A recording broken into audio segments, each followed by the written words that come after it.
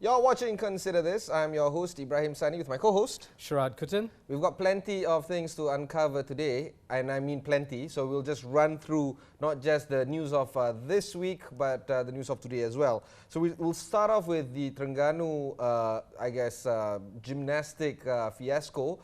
We've all known that the Terengganu state government has issued an announcement where they want to put some sort of an attire dress code towards gymnastic athletes in the state government.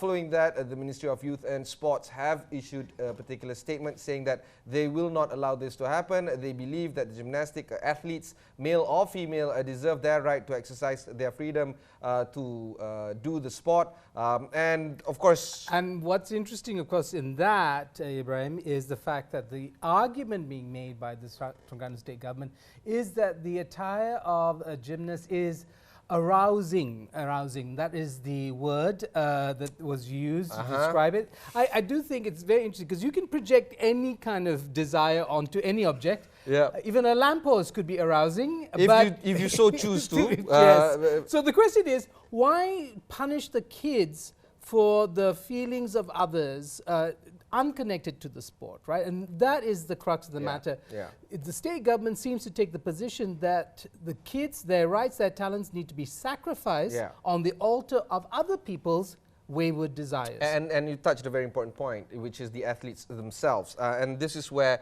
I want to highlight a tweet that you made asking what is happening to the children. Are we victimizing children? And the Deputy Minister of Youth and Sports, YB Stephen Sim, has chimed in, and we can pull up this particular graphic. It says, "We have made it clear that there should be no coercion on our athletes' attire. National Sports Council, or the NSC, has issued a statement as well. We will not allow athletes to be victimized." Again, the ministry is taking a very strong stance in terms of words. Will they do so indeed as well? Yeah, I mean, the state government of Terengganu is said to be one that was different from state governments of the past, at least from the past end of it, that they would be technocratic and they would, maybe deal with important issues like job creation and the environment. So, but this focus on these cultural issues, I think, suggests that that's their DNA. The past is intent on reshaping society in its own image. Okay, moving along, still on sports though, the national football team did something wonderous yesterday evening at Gelora Bung Karno Stadium, Jakarta, where they came from behind twice to win the World Cup qualifier match 3-2. And of course, this was marked by incidences, including that of violence, not just towards the players themselves, but towards the sports minister who was in attendance at the stadium last evening. Right, so football hooliganism, which you find across the world, including in civilized countries like Britain, suggests, that that's part of the sport. I mean, it does seem to be part of the DNA of football. But whether it should be, it shouldn't be, and there are rules to govern it. Yeah. Interesting, though, Ibrahim, is the conversation that we're having here about the relationship between the peoples of Malaysia and the peoples of Indonesia. I don't know if hooligans, any part of the world, represent their people or their country. Yeah. So perhaps we just deal with it like it's a case of badly behaved But the people. narrative, I agree with you. The actions of a few shouldn't reflect the actions of the many, but we have to take into stock that this has been created into a narrative of Indonesians versus Malaysians, to a point where even the Indonesian sports minister has formally apologized. You can play this clip a bit, where the Indonesian minister has apologized to his counterpart, YB Said Saddiq. Pagi ini saya bersama Pak Saddiq, luar biasa, Menpora Malaysia, Menteri Sukan Belia Malaysia.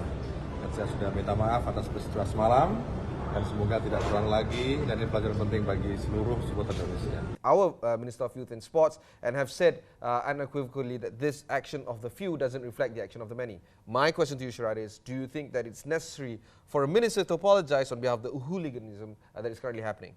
Well, I don't know. I mean, it seems like a gracious gesture to make. I also want to ask is why are ministers going to be going to foreign countries? No, it's needed. You need sports. You need morale boost. Yeah. Well, I don't know. It's costly to the taxpayer, and I do think cheerleader. that. Yeah, I mean, we don't need.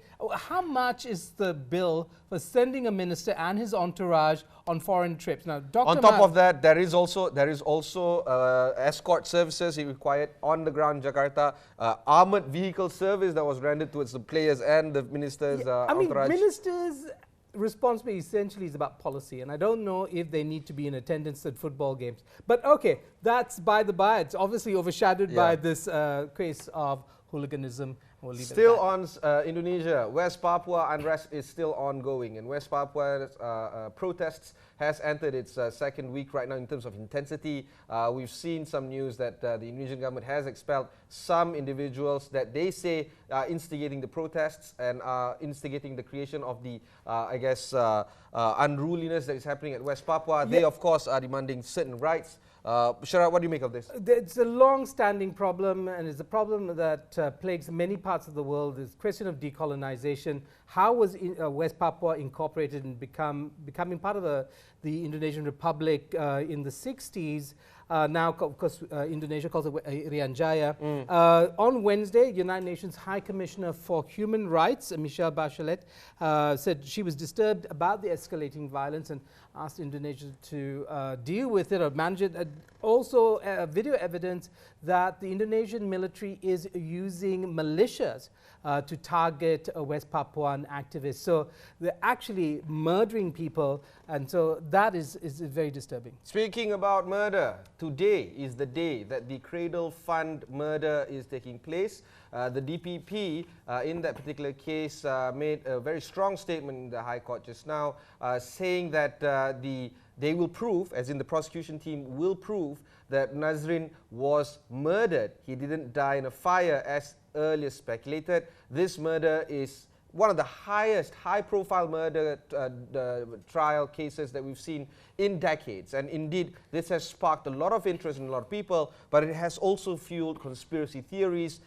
Again, Sharaad, do you think that this is fair for us to judge outside of the court? We don't have to judge because the trial is on now, and I think the Cradle Fund Chief Executive Nazrin Hassan is alleged to have been murdered by his wife, Shamira Muzaffar. Now, this might have been already because of his corporate position, his position in corporate Malaysia. It would have been a stunning case. But Shamira Muzaffar herself is a prominent individual in the corporate world. She's also the daughter of a public intellectual, Chandra Muzaffar. So altogether, this is a star-studded case that involves two young boys, the sons of Shamira Muzaffar. Potentially, it involves archery, the sport of archery, and now an Indonesian maid, apparently, who has fled the country. So, we don't know. She might have fled the country, but she's not part of this ongoing trial. But this trial has been long in the wanting because we've seen that this trial was postponed a few times already. So the whole country and the whole nation is actually watching this trial with bated breath. Bated breath indeed. Also, some controversy over the fact that Shamira Muzaffar got bail on a capital crime. She's now... That doesn't normally happen. In fact, has never happened in, the past, recent memories. So, you know, that sparked some controversy. And of course, I think lawyers will be talking about that for some time to come. We'll take a short break. When we come back, we'll talk a little bit about Robert Mugabe's death and his legacy.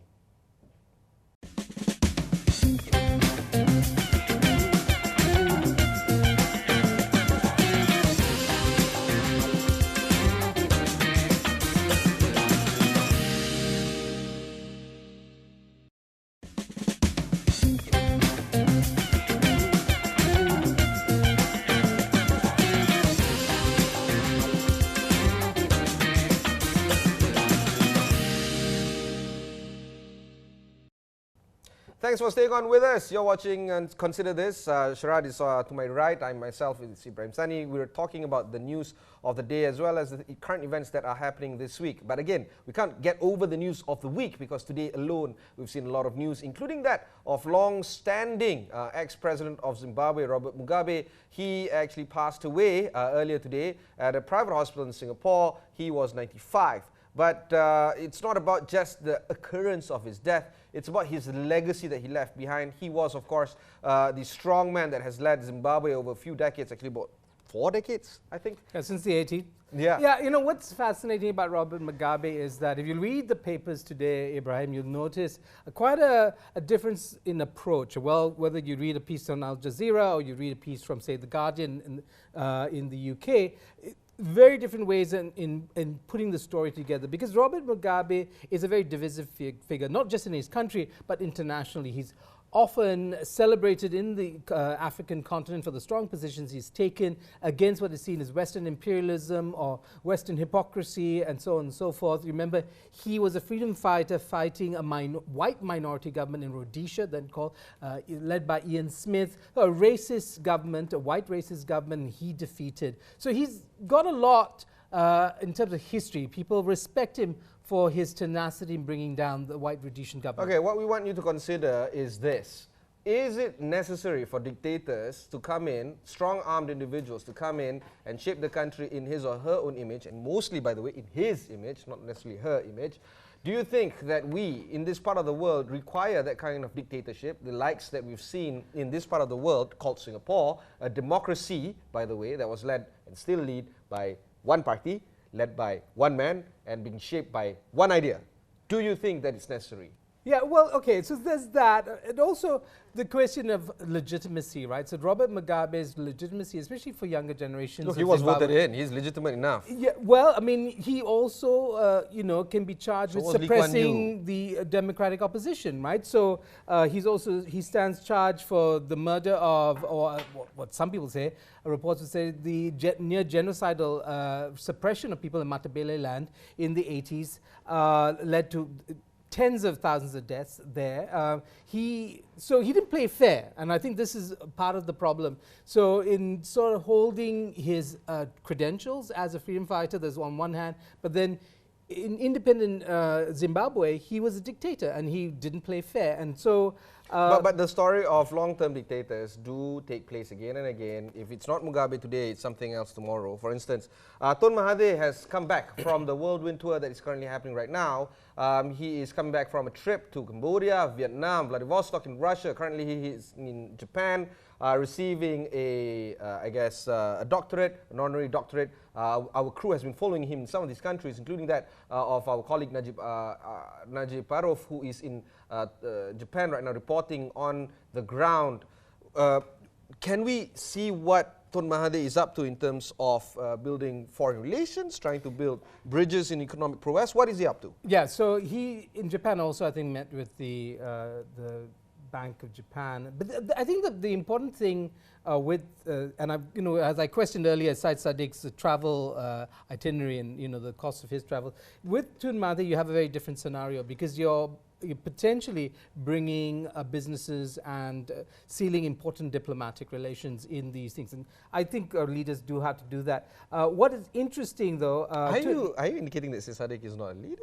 He is a leader, but to cheer on your team at a football game perhaps has fewer economic implications for the nation as a whole. Okay, got it. So that was my point. Tun Dr. Mahathir met with, of course, Narendra Modi of India, and that was very important. It was reported that the question of Zakir Naik did come up, at least broached by Narendra Modi himself. Saifuddin Abdullah, our foreign minister, came out to say that Tun did not respond to that. So that seems to be the end of that story. Well, that's an interesting topic to mention, Sharaad, but it's also important to note that we're talking about 94, 95-year-old man making whirlwind tours across many, many countries. It's also important to note that his I guess virality is still ongoing. He's very excited, he's very energetic to see all these world leaders. I don't know whether it's important for us to note that age is a factor and whether or not we I don't know. I think we've long discarded this issue about his age. I mean, not least when, you know, he crashed that panel discussion at Sina all those months ago. But I think what is important is that Malaysia, I see what you mean. Okay, Malaysia is in fact seen as an important player, right? So you have Dr. Mahathir meeting with some of the most important leaders of the more powerful nations of the world, India, Russia, and so on and so forth. And the fact that Malaysia punches above its weight internationally, I think is something to be not so much proud of, but it is. I disagree. We should be proud of. Look, it's not often that leaders of relatively small countries like Malaysia, in terms of our neighbors, for instance, get to meet leaders like Modi, leaders like Putin. I mean, we saw that clip where Tun Mahathir was actually in the same room with the Russian president, asking for the Russian assistance in terms of economic investments. I mean, it's pretty interesting for, you know, our leaders to actually be able to meet these world leaders and ask for aid or ask for investment ideas. Yeah, and I think Dr. Mahathir will probably go down in history, and following our discussions about Robert Mugabe, as an elder statesman, right? So somebody who's respected on the world stage for not just bringing development to his own country, but in terms of thought leadership across the world. And South-South cooperation, something I think Dr. Mahathir will always be remembered for, and that I think is really going to be his legacy, much more positive than the divisive legacy that Robert Mugabe leaves behind. We'll take a short break. When we come back, we'll discuss a little bit more about the ongoings of corporate Malaysia. Don't go anywhere.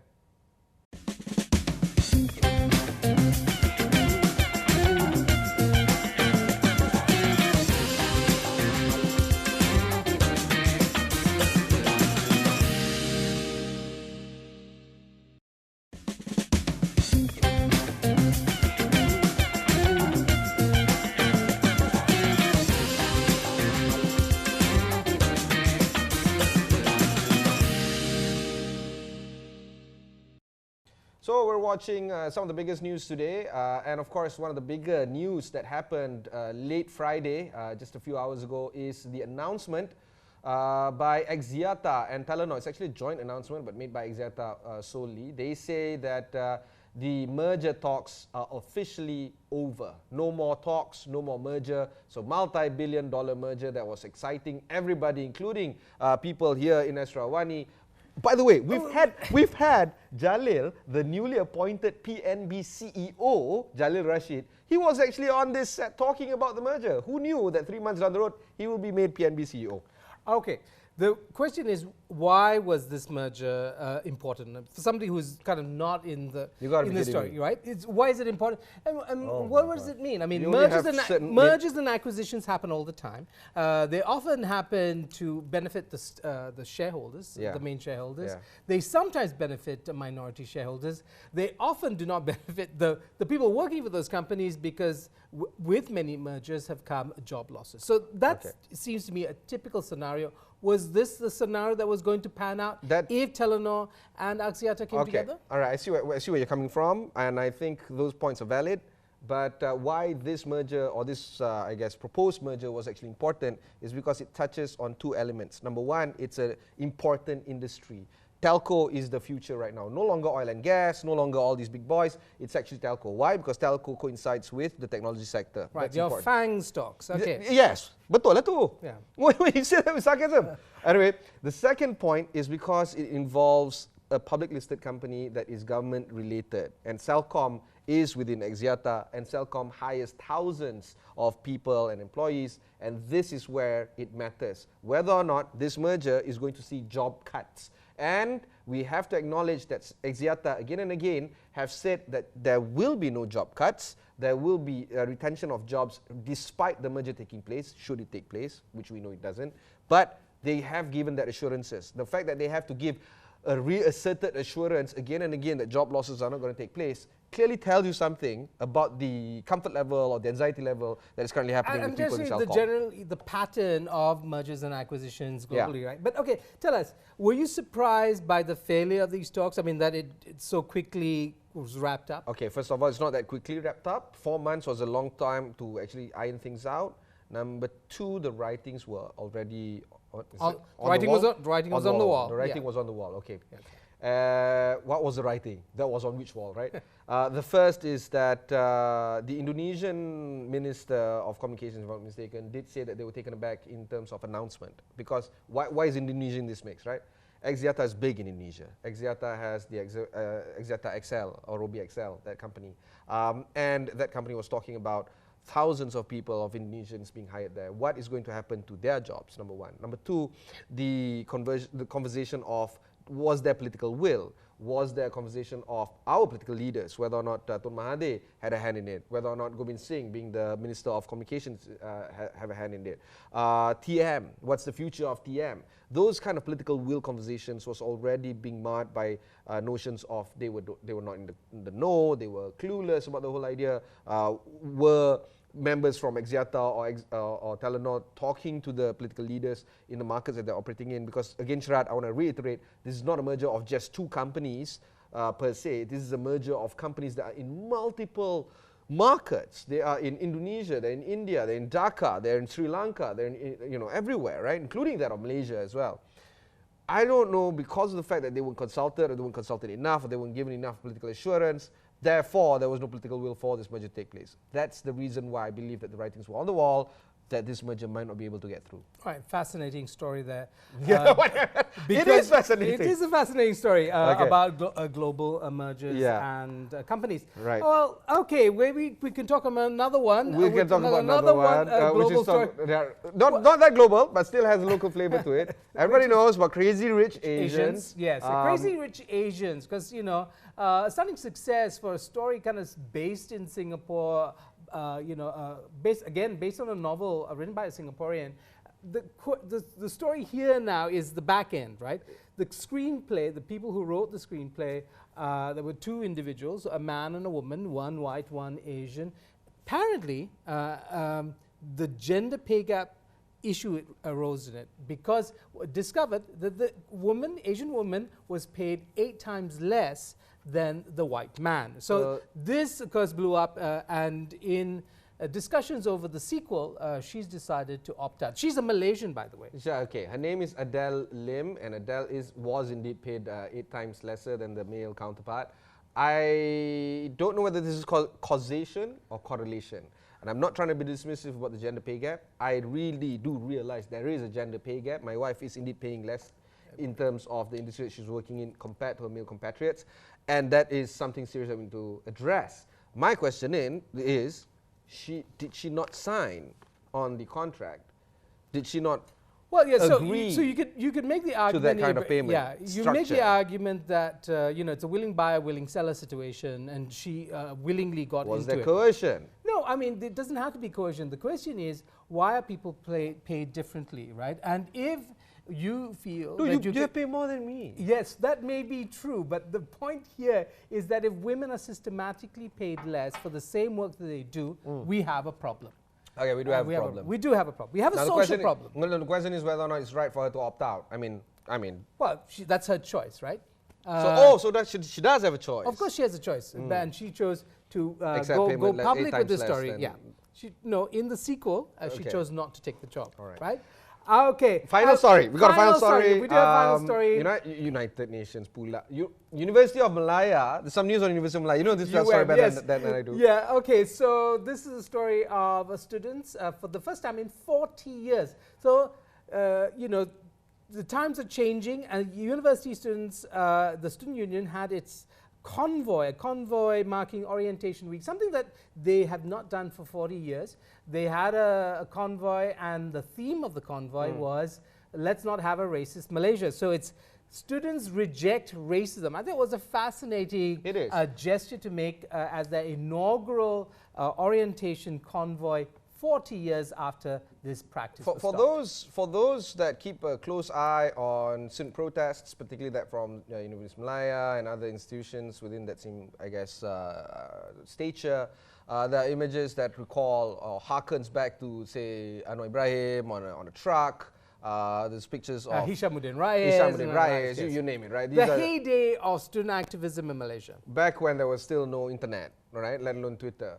But is this a resurgence of student activism coming back? We know that student activism is a big deal in many countries. It was a big deal here in Malaysia. I don't know why it went away, but we have the UCCA, the repealed right now. Yes, and all these things are being repealed, and there's a sea change in terms of how young people are going to be treated in this country. We know already we had that constitutional amendment, so that 14-year-olds today are going to be voting in the next general election. So altogether, the young people of Malaysia are starting to emerge as a potent force in a way that perhaps they have been subjugated over the last 40 years. And the signs are there, again, let's use the whole writings on the wall. The signs are there that there will be greater involvement of political activism among students because of the youth being allowed to vote right now. We're talking about up to 9 million Malaysians, new voters, are going to be able to vote come election 2023 expected, GE15. We're looking at 9 million new Malaysian voters. I'm sure they're going to be activated in terms of political awareness. So those are the kind of things that we can, I guess, look forward to. Yeah. These are the conversations that are currently happening for this week and, of course, today. If you've missed any part of this interview, just look out for Consider This on astroawani.com. That's it from me. I'm signing off. My name is Ibrahim Sani. I'm Sharaad Kuttan. Until next time, goodbye.